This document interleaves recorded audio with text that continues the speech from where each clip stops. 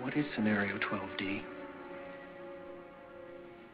We know it's a war game scenario, that it has to do with airline counterterrorism. Why is that important enough to kill for? Because it's no longer a game. But if some terrorist group wants to act out this scenario, why target you for assassination? Depends on who your terrorists are. The men who conceived of it in the first place. You're saying our government plans to commit a terrorist act against a domestic airline? There you go. Indicting the entire government as usual.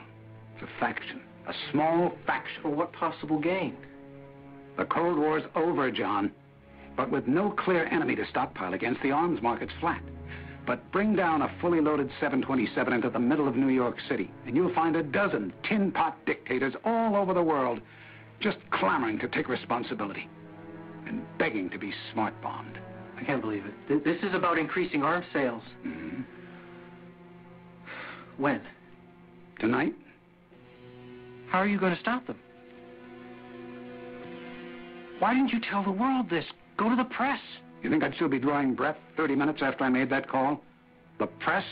Who's going to run this story? We would. This? This is birdcage liner. Wild-eyed crap right up there with Elvis as an alien and two-headed babies. You obviously read it.